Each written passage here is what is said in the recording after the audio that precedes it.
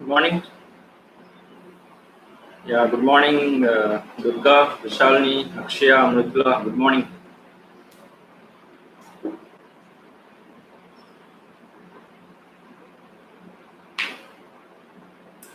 So, today is your one of the favorite chapters in Jew, right? MBI. This MBI, like molecular base of inheritance, is like mission impossible. So let's see what we can cover today. That's why I gave, I told right these application lessons, especially they are very much important. That's why I gave two days for them. Good morning, Abhiniti. Join first.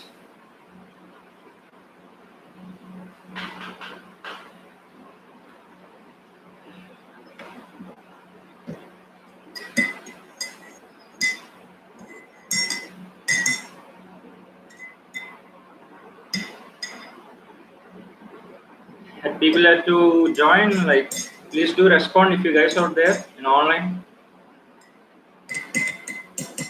Don't just enter and just don't sit quietly. Please do interact. Let me know who are there. There are 8 members out there. 7. 12th standard NEET students.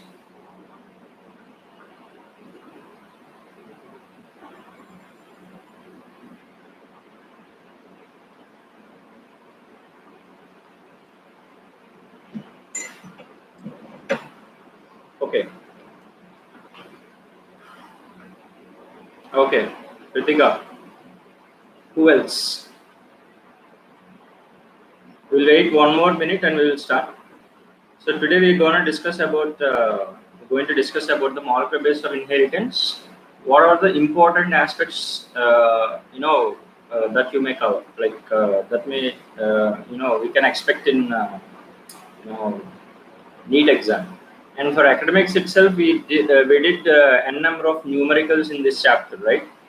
So luckily, of course, like fortunately or unfortunately, we didn't get any numericals in board exam. But keeping aside, now in NEET, right, there would be a chance of getting numericals also from these lessons, right? Molecular base of inheritance. So whichever we practice during academics, you need to again go revise the material what we have and running notes, etc. Right? Shamili, good morning. Okay then. Today very less members are there.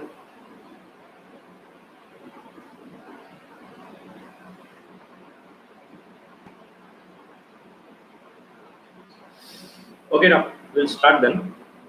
Zina Priya, good morning.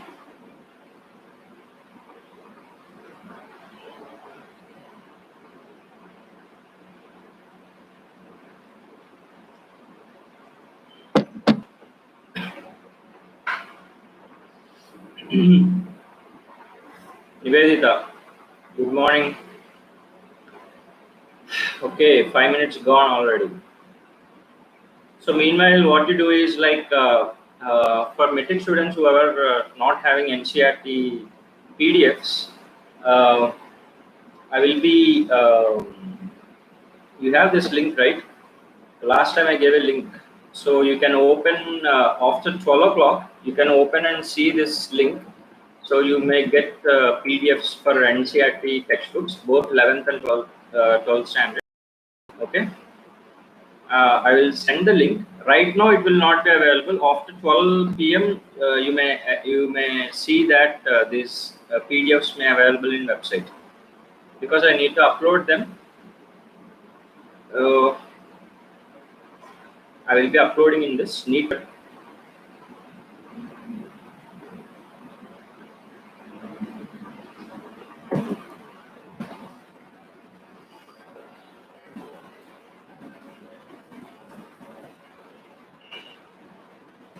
Good morning. Click this link after 12 p.m. 12 p.m. or maybe 1 p.m. it's better. Okay, after 1 p.m. for NCERT books.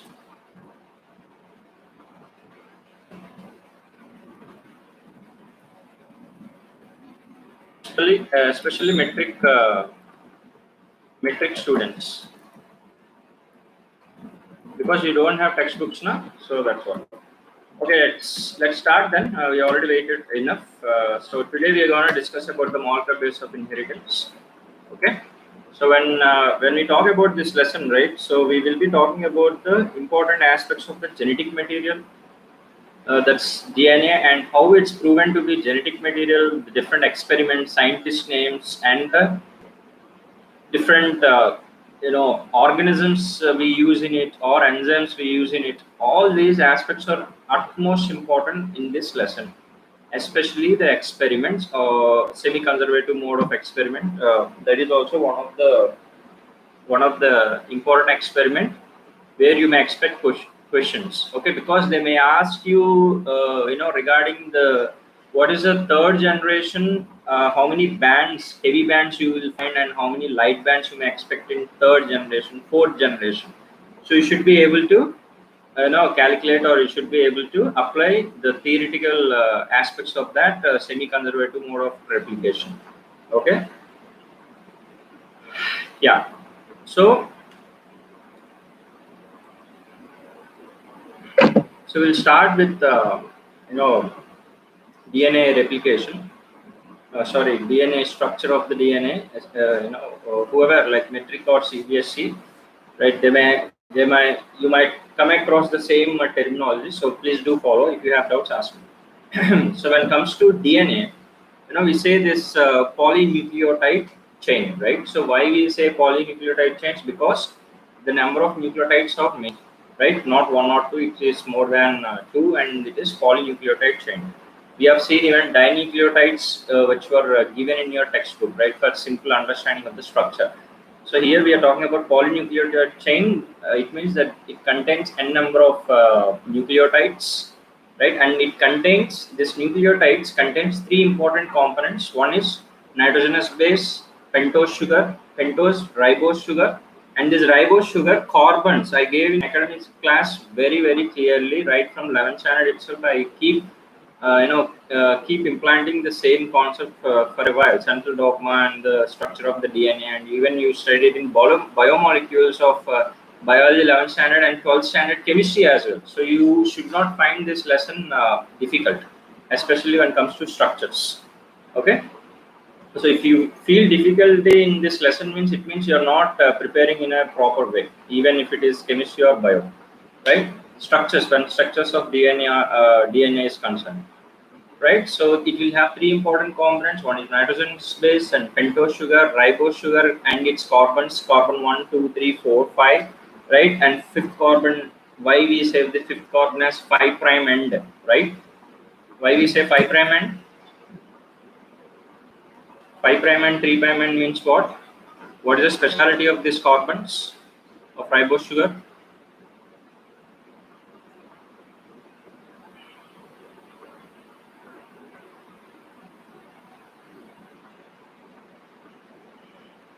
What is the 5' and 3' end means?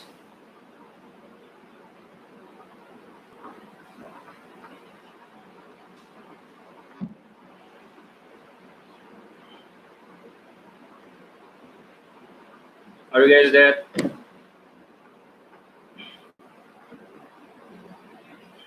5' and 3' end.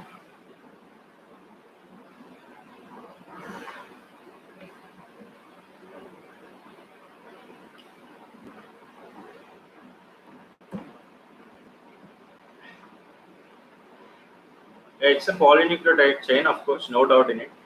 But what makes the 5' and it means the 5', right? Why it's so important? Fifth carbon, third carbons of ribose sugar, pentose sugar. Why it's so important?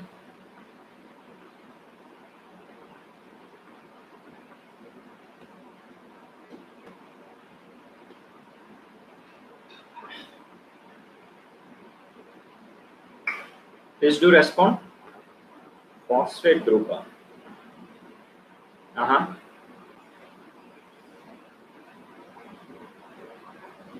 So it means 5 prime and then 3 prime, and they are connected with phosphate group. Okay. So what is the peculiarity of this carbon? 5. I'm asking from the view of ribose. Of course, that's correct. This is correct.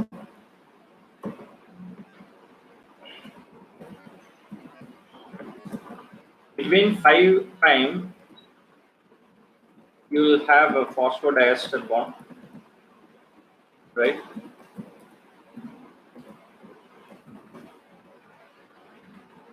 So what makes it very much important?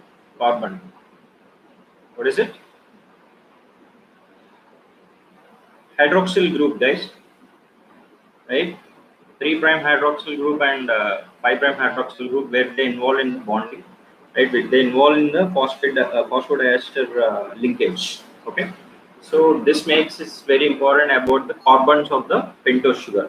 And the next one we have to see the third component, that is phosphate group. So these are the 3 important components. And then we have different types of nucleotides, purines and pyrimidines, and you may get confused with the purines and pyrimidines. So you should be especially careful when it comes to purines and pyrimidines, right? So purines are adenine and guanine, and pyrimidines are cytosine, thymine, and uracil in the case of RNA, right?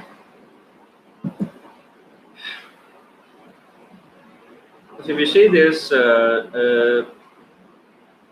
when we move further, these are the aspects important in DNA. Structure of the polynucleotide, right? The 5 prime hydroxyl group and 2 prime hydroxyl group, where it is connected with the nitrogenous base, right? 3 hydroxyl group is connected with the phosphodiester, involves in the phosphodiester linkage with the 5 prime. Fifth carbon of the next nucleotide, incoming nucleotide. So these are the important aspects. The position of carbons and the bonds involved in these carbons are utmost important. Are you able to follow? Are you able to follow, guys? And I told, right, like biotechnology, these application parts, right? You might have been told many times that this biology is nothing to, apply. But this is the application part when it comes to biotechnology, molecular biology. These are all very important when it comes to application. So you have to be very careful with the diagrams, flowcharts that were given in this lesson. Okay, just like you would have seen yesterday's lesson, right? You guys, many members messaged me about that biotechnology. You couldn't do well. So I know the pretty much reasons, but now just keep all those past is past, and then now we have to work for whatever we have. So these lessons you have to pay utmost, carefully you should read when it comes to diagrams, flowcharts in these lessons. Okay, the next one when we will be talking about structure of the DNA, and when we talk about the structure of DNA, here you will expect the numericals like what are the if the length of the DNA is given, right? They may ask you to find out what are the number of base pairs, or they may ask if they give number of base pairs, and they may ask what is the length of the DNA. So basically you should know this simple formula, that is length of DNA equal to number of base pairs into distance between 2 adjacent base pairs, right? What is the distance between 2 adjacent base pairs?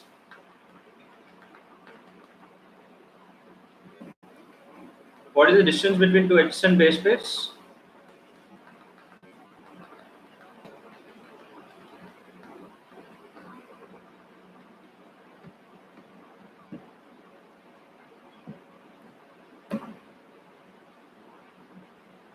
.34 nanometers, right? Guys, you need to respond. Yeah. So based upon that, these numericals are important when it comes to the structure of the DNA. At the same time, Chargaff's rule, right? A plus G equal to T plus C, or A plus G by T plus C equal to 1. So they may give 89, and they may ask you to find out what is the number of nucleotides, cytosines are present or thymines are present. So these Chargaff rule, right? It is nothing but in DNA the proportion of A is equal to T and the proportion of G is equal to C, right?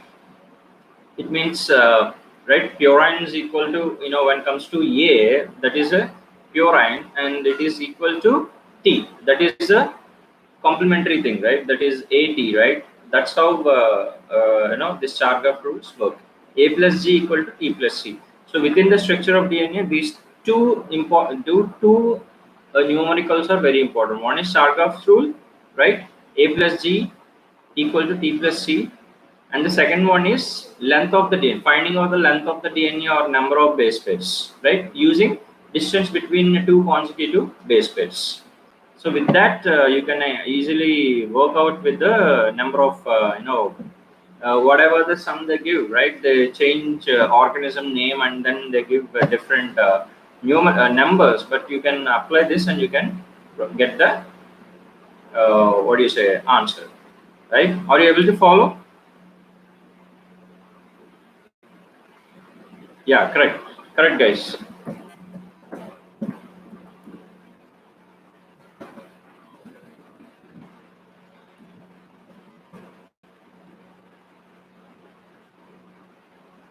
Right. So these are the important aspects that you see in when it comes to structure of the DNA. So Chargaff's rule, and then you have this finding out the length of the DNA or the number of base pairs or whatever, whichever is given. And as you guys are already math students, it should not be difficult for you, right? And then next one is that packaging of DNA helix is when it comes to the packaging of DNA helix, the more concentration you need to give is the histone octamer, right? Octamer, octa, 8 stones would be making up an histone octamer, right? So when you see this diagram, they may give the diagram and they may ask different questions. So how many turns, how many one turn around this octamer, how many base pairs would actually wound around it, like for example 200 base pairs, right? So they may give different numbers, right? So at the same time,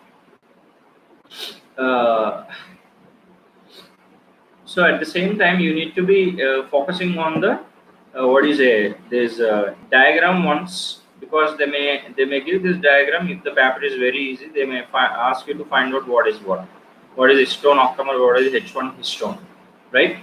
So here you need to get this one thing straight, that is this histone is a protein, right? This protein is rich in positively charged amino acids. That's what DNA polynucleotide is an negatively charged, right? It has phosphate bonds, right? And it is something negatively charged nucleic acid, and then it can actually really wound around this positively charged basic amino acids, right? Bapan I already gave the mnemonic during biomolecules. So basic amino acids, if you can recollect here, lysines and arginines will be there, and then because of these amino acids, this DNA can easily wound around this histone protein, so that it can actually become compact, as simple as that. So there are n number of nicknames, right? As in our home, our parents will call us Bujji and our friends will call us Bajji, right? Whatever. So likewise, we have n number of names, right? Nicknames. Like that, this DNA piece of molecule has got nicknames in different phases. For example, if it is if it is in S phase, it is called DNA strand, and if it is about to divide, right, mitotic phase, in M phase, it is chromosomes, right, visibles, chromosomes, chromatids, chromatin material, thread-like structure, beads on a string structure. So these are all synonyms where based upon the phases. Like in-house, someone would call me Vamsy, or outside Vamsy Krishna, and someone would call Vamsy. So these are the different names gets from different phases, different locations.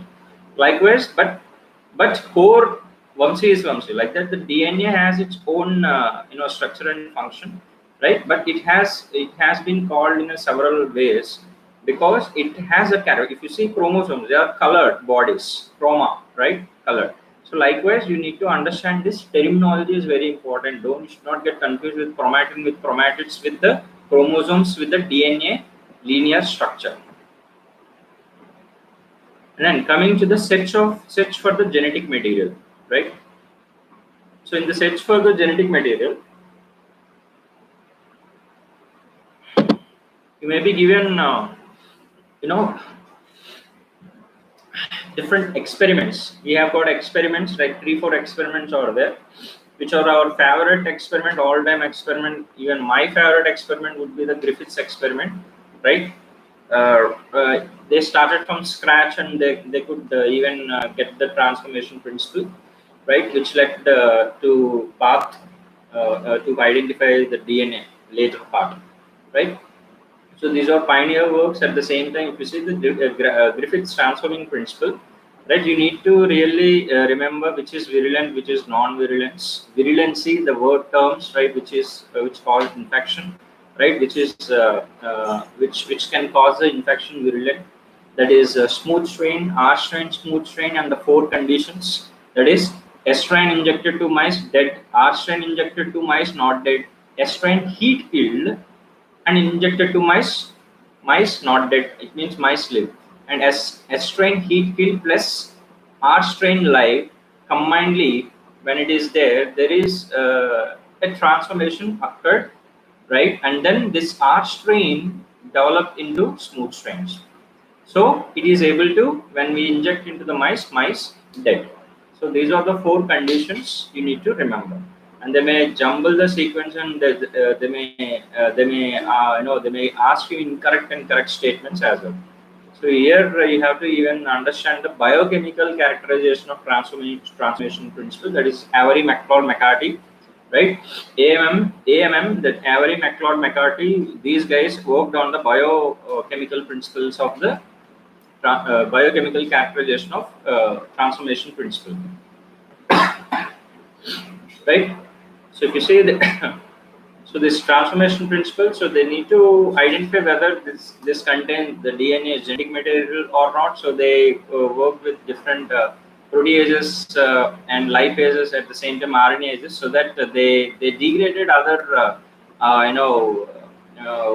other molecules. But when it comes to the DNA, when the DNases are not used, the DNA is able to identify, or they identified that DNA would be the transformation principle, because this digestion of this DNA with the DNAs inhibited the transformation. So when there is no transformation, it means definitely the DNA is genetic material. It means the DNases, the enzymes which can degrade the polynucleotide DNA, which degraded the DNA, so there is no transformation. So likewise, we got this biochemical characterization. So enzymes are important, and which enzyme is used to actually categorize this, identify the transformation principle. So these are the enzymes you need to remember: proteases, RNases, DNases, etc. So when it comes to the next experiment, that is Hershey chase. So who chased who? Bacteriophage chasing bacteria. So that's how we remember, and we use here radio labeled isotopes, right? P32 and S35, right? We know that the phosphorus and phosphate bonds which are present in the DNA, and the sulfur we see only in the when it comes to protein structures. It means amino acids, sulfur containing amino acids. So there won't be any confusion. So they may confuse you with where we use this P32 and where we use the S35. So you should be very much careful whether they are radioactive or heavy isotopes. Here in SCHS experiments, we use radioactive proteins or radioactive compounds, not the heavy isotopes, just like what we use in semi-conservative mode of replication, right? So in this, you need to be remembering the steps, right? That is infection, blending, and centrifugation, right? So they may give this diagram and they may ask different questions from this. So column A, whether whether it is proved to be genetic material or not. Column B, whether it is proved to be genetic material or not. So you should be identifying based upon the options. Right? Are you able to follow?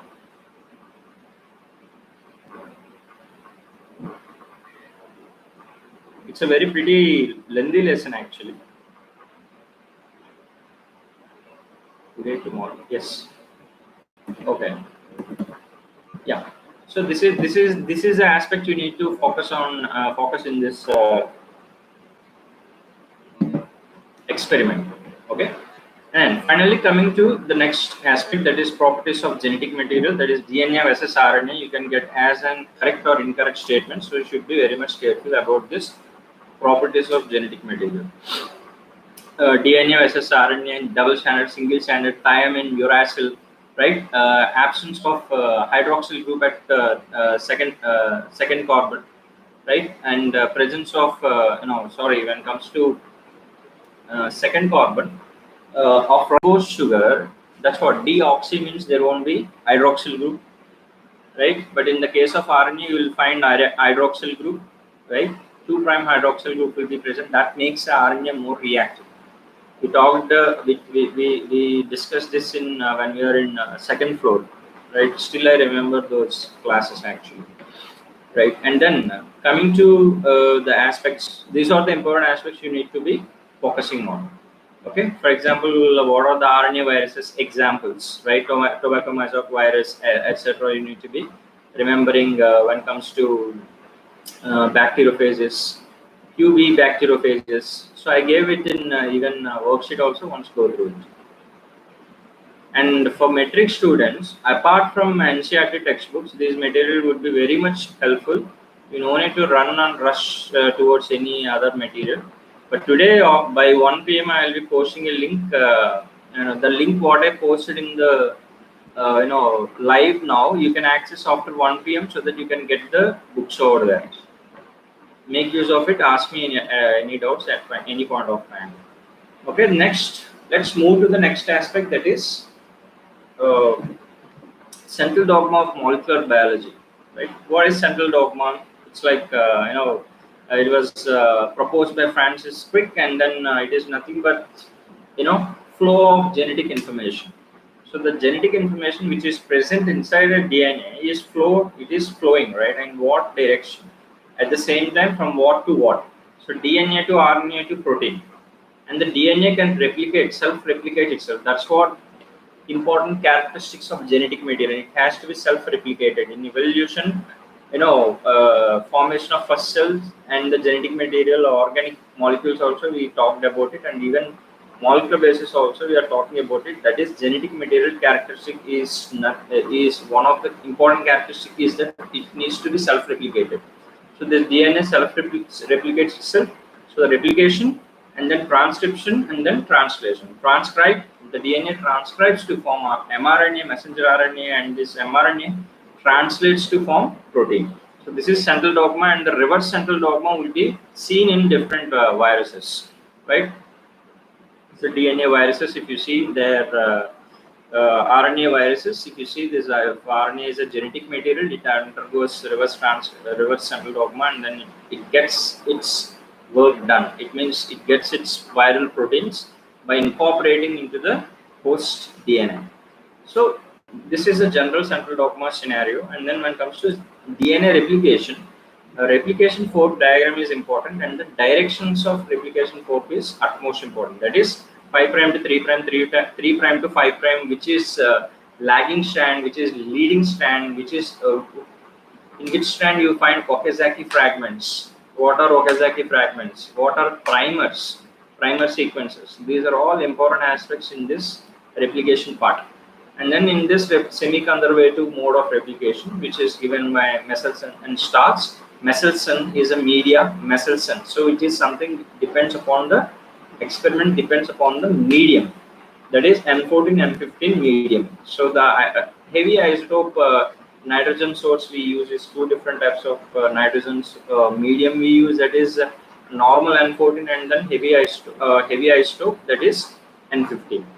So that's how we get the lighter bands and darker bands from one generation to other generation, and you should be remembering, or you should be able to work out how many bands of hybrids, lights and heavy would form from generation after the generation. That would be the important aspect in this entire replication. At this, it means experiment. Okay.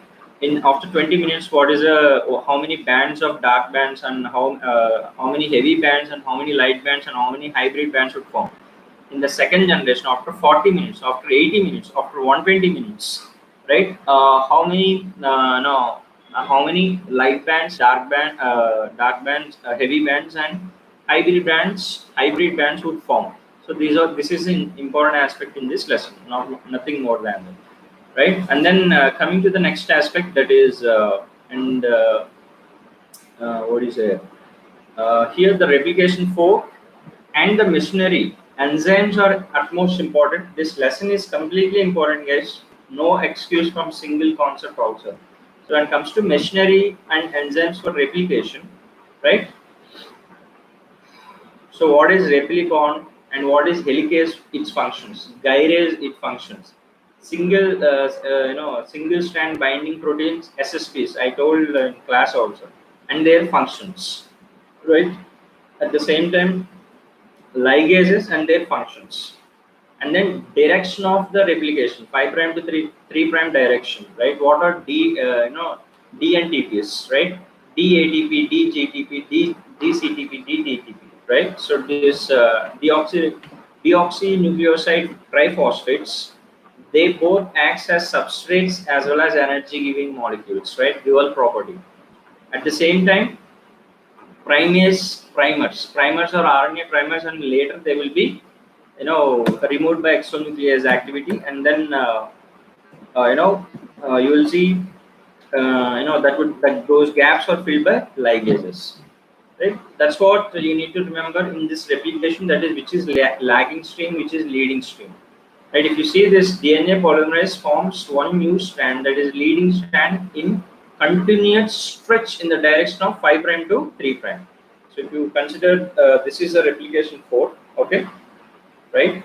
So in the 5' to 3' direction, you will be finding continuous strand, and in this opposite strand, you will be finding again 5' to 3', but in a discontinuous form. That forms a leading lagging strand and forms short stretches of nucleotide sequences we call Okazaki fragments, because Okazaki is a scientist who identified this, right? This forms a discontinuous synthesis of the lagging strand, and that would be filled by DNA ligases in the latter part. At the same time, DNA has a proofreading mechanism. Proofreading mechanism is nothing but if there is any wrong base in the place of A, if it is T or G or C, if it is there, right, it has to be replaced with the correct base, and that would be taken care by the process called proofreading, right?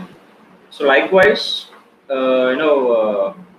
this replication, when it comes to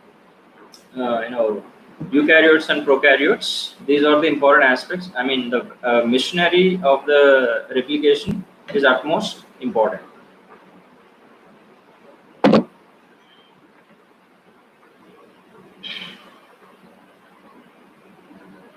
Okay. So now it's 10:30, 10:25. Okay. 25 minutes. We can go with the 2 minutes. So, so far, is it clear?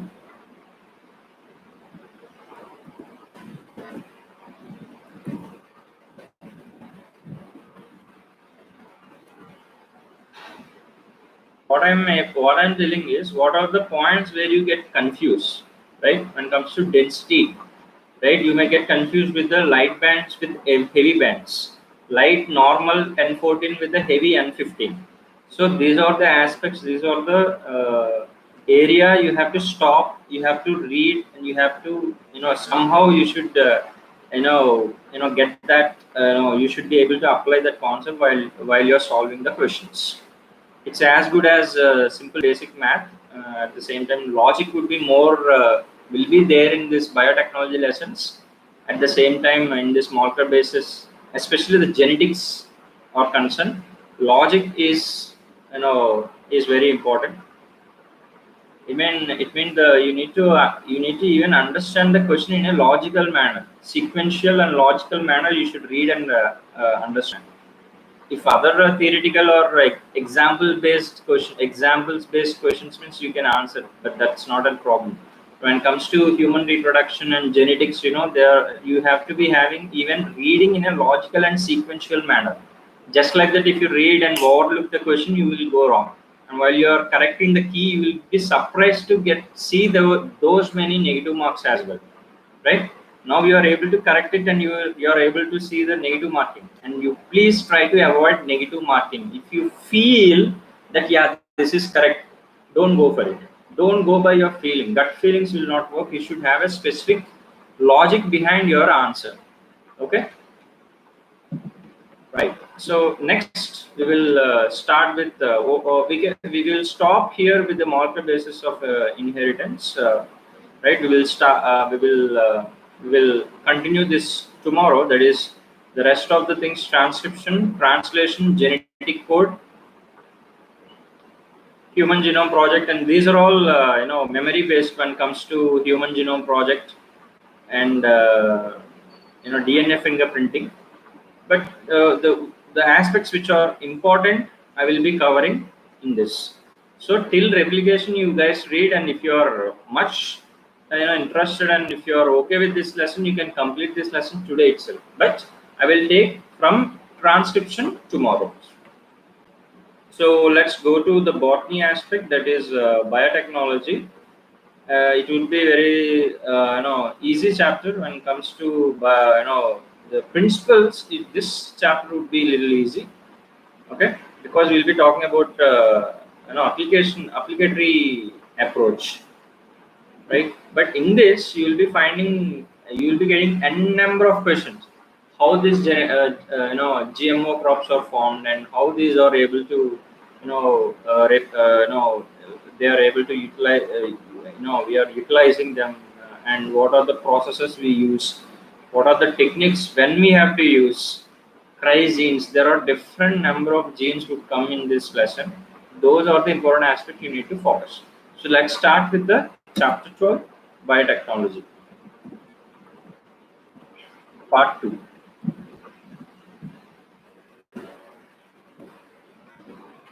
So the remaining aspect of chapter 6, MBI, would be taken up tomorrow from transcription, and we'll finish that lesson as well.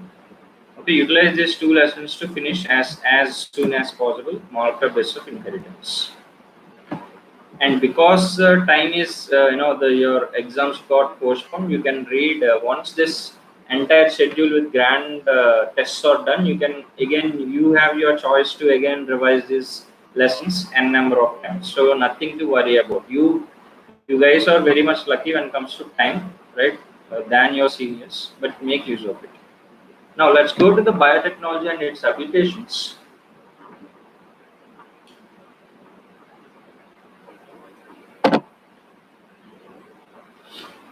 Okay.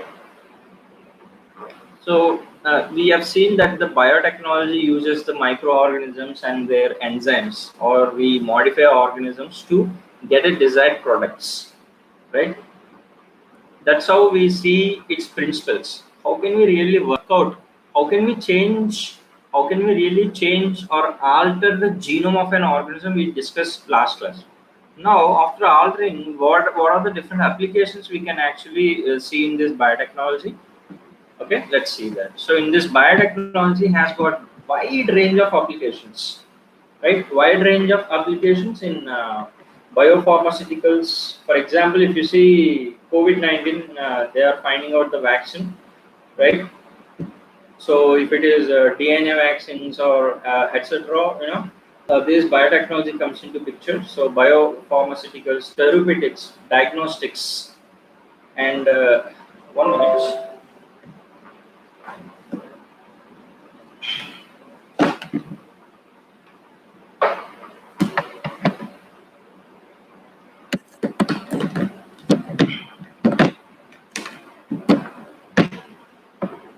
Sorry, I just forgot to charge. Okay. I will remember ELISA. Where we use ELISA, guys? Where we used ELISA? Who is Eliza? Is she heroine or what? Disney princess. Eliza. I think she is Elisa or something. Frozen.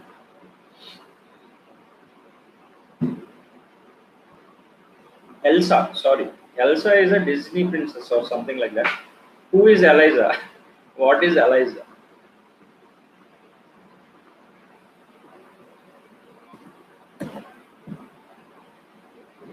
What is Eliza? Where do you observe this Eliza? I mean, where we study?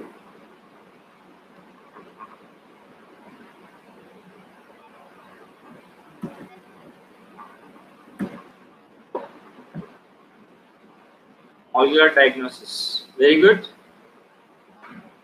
For which disease we used?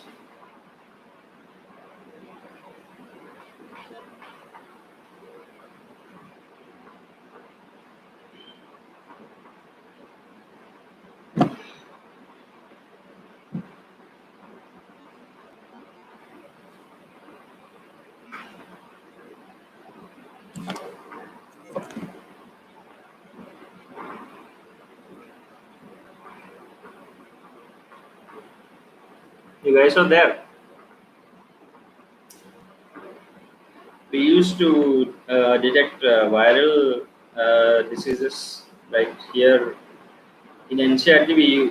We got an example of HIV virus, right? HIV, AIDS, right? Where we use this diagnostic tool ELISA to really diagnose the disease, right? We use different types of ELISA. We have sandwich ELISA, etc. And right. So even for diagnostics also it will be used at the same time. Genetically modified crops for agriculture, processed food processing industries, right? Right. Curd, you have got different yogurt, and you have got different food processing units and industries where they use this biotechnology, bioreactors, etc. And bioremediation, when it comes to environmental protection, waste treatment, and energy production, is where we use this biotechnology, and where there's applications are. So what are the different critical or different research areas does this biotechnology really goes into? So one is providing improve this we can purify any enzymes from microorganisms. That is one of the aspect, and then we can get that we can produce different catalysts, right, by providing optimum conditions, and then downstream processing. So these are the three critical research areas that I gave in worksheet also. I will be sending it soon. So these are the areas of critical research areas, right? When it comes to applications are of different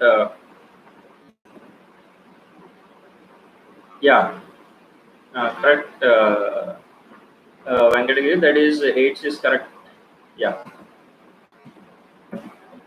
So when it comes to applications, we have got the biotechnology, its applications in wide range, right? So we'll see in different areas. For example, agriculture, in medicine, right? Transgenic animals. So how do we really use this biotechnology in different aspects that we will try to cover? Okay. So coming to the first aspect, that is biotechnology and applications in agriculture. So what are the agriculture aspects, right? What are the application in agriculture is nothing but genetically modified organ, GMO crops, right? So this, or we can even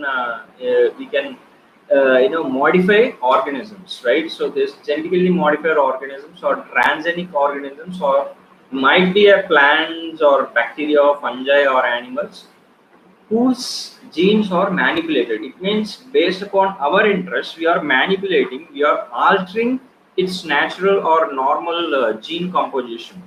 So based upon the desired gene products, right, we alter the genetics or genes of an organism. For example, bacteria, or if you want to, we have seen that this TI plasmid can actually infect other plants, and it can transfer this desired gene, and then plant cell would get desired products. In this way we can really alter or manipulate the genes of an organism. So that's why we call it as GMOs. GMOs are nothing but genetically modified organisms. And what are the advantages?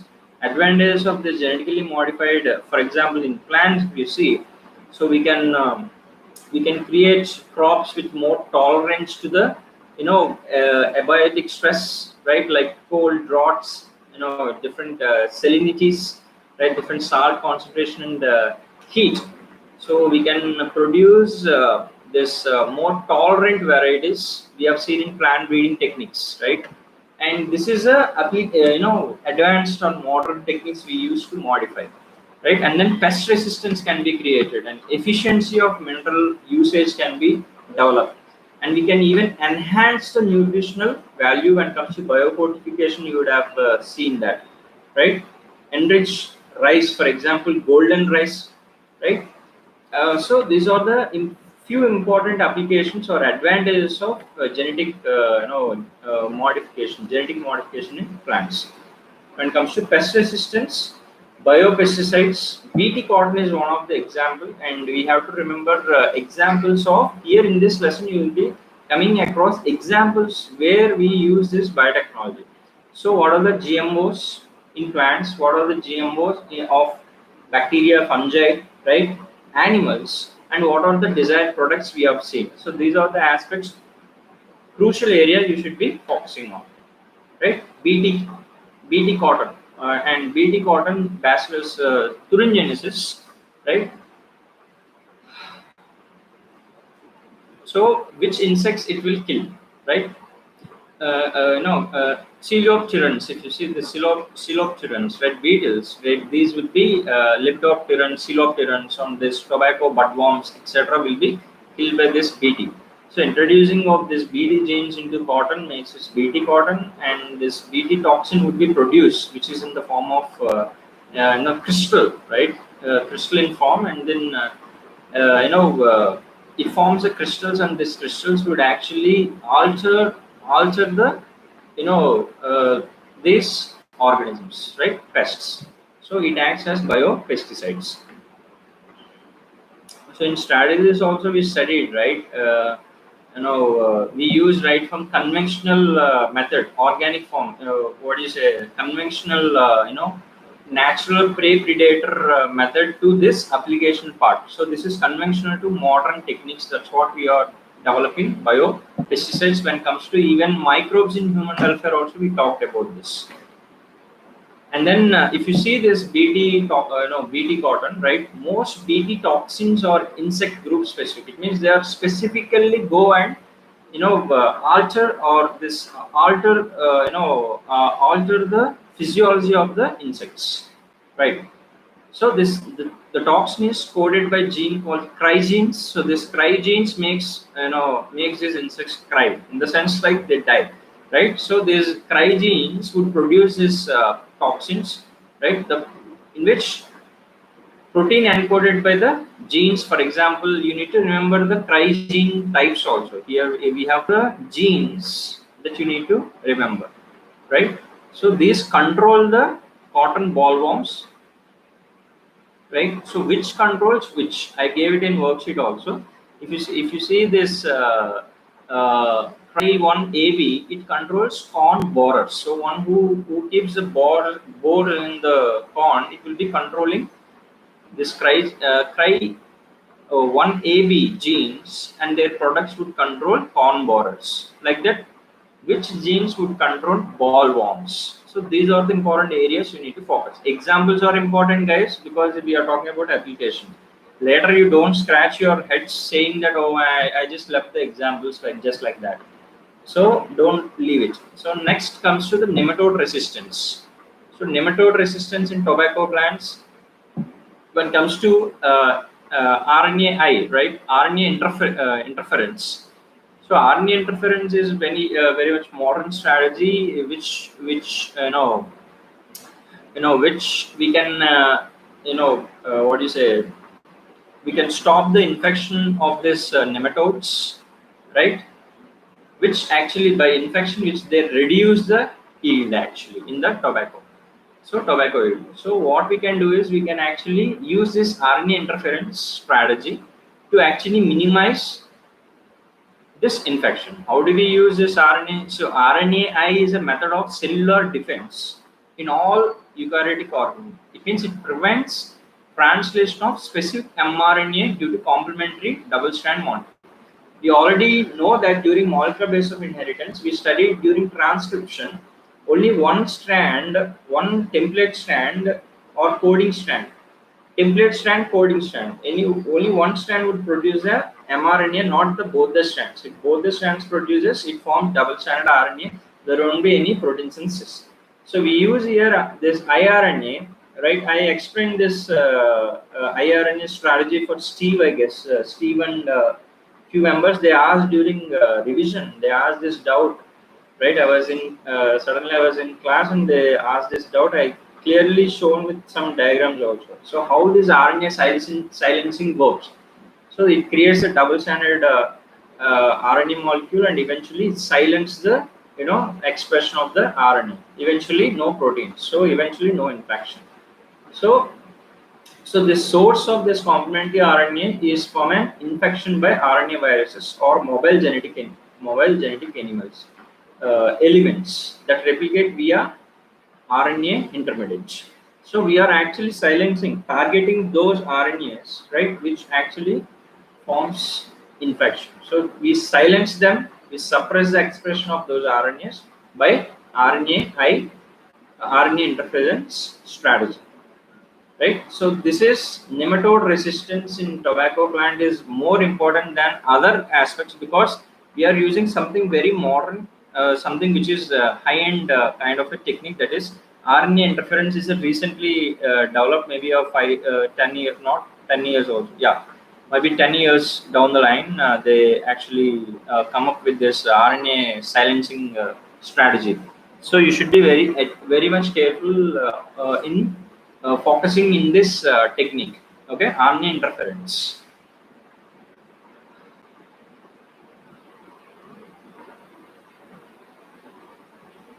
Are you able to follow? Yeah, what are transposons? Transposons are nothing but jumping genes. See these transposons or short nucleotide sequences.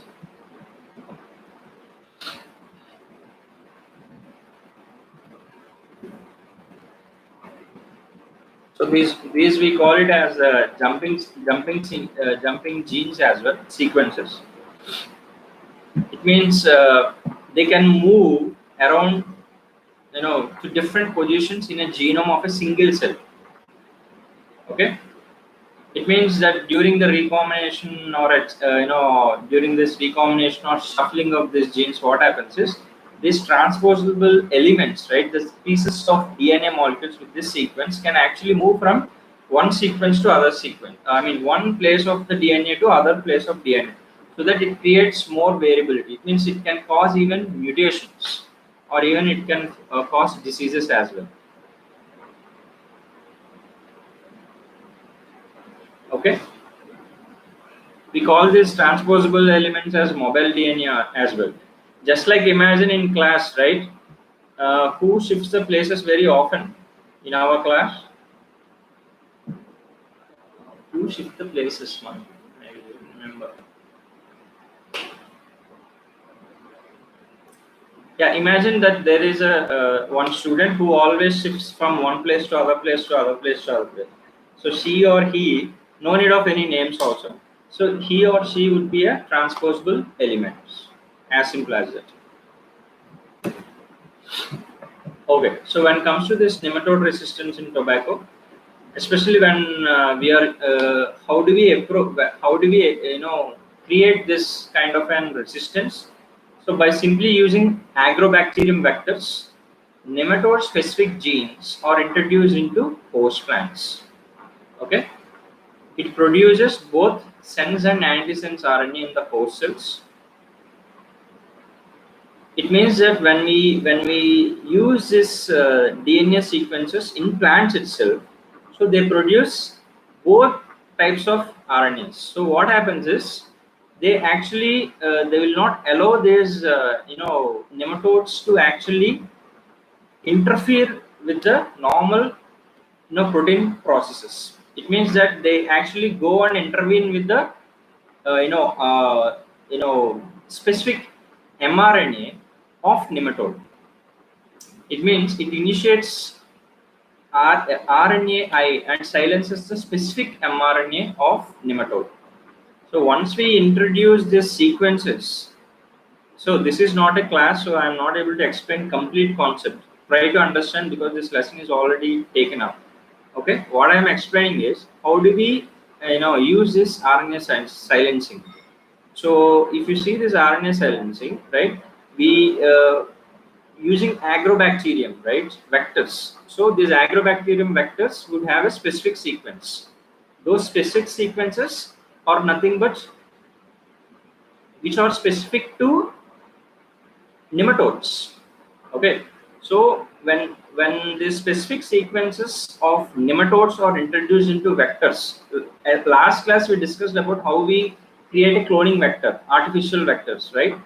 So plasmid construction, etc. So when we have this for example um this piece, this piece is an nematode specific DNA sequence. Okay, that is introduced into a agrobacterium plasmid, and then this plasmid is introduced into infected into plant, and then this is transferred into plant. Now plant cell has this this specific DNA sequence of a nematode. So why we are using this specific DNA of nematode in plants? That's what we are conferring resistance to the nematode infection, right? So these nematodes are actually are able to produce this, what do you say, causing, infecting the roots of tobacco plants, right? By their gene products. So if you see here, this is very specific to the nematode genes. So once this piece of DNA is introduced into host plant, it produces both sense and antisense RNA, 5 prime to 3 prime, 3 prime to 5 prime. Both the strands would be produced, right? So this sense and antisense, the two RNAs would form double-stranded RNA, right? So this initiates RNA silencing interference and silences the specific mRNA of nematode. So once the nematode is there, right? So the nematode would have specific mRNAs, right? So it will go and interact with the specific mRNAs of nematode and it will silence. It will not allow to express.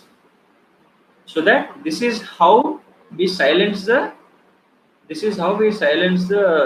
nematode infection by RNA interference. This will stop here, and next class we will be talking about applications in medicine, transgenic animals, ethical issues. That's it. Then we can complete this chapter and we can go ahead with the molecular basis also. So far, is it clear, guys? RNA silencing is already taken up by your teacher. So in academics, if you have doubts, ask me personally, so that adjusted the time in that way, right? So I can't explain everything right now here, but I actually planned in that way only. But due to this lockdown and due to online classes, I am unable to take in that way. So if you have doubts, you can ask me directly. Okay. So once go through these concepts today and revise well. Hope you did the test, yesterday's test well, and please go through whatever the incorrect answers you got. Okay, that's it for today, guys. So actually, is it clear? Tomorrow we'll continue the next half of the lesson. Is that okay?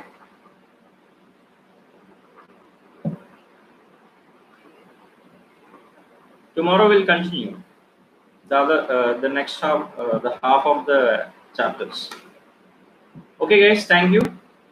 Okay, see you guys tomorrow.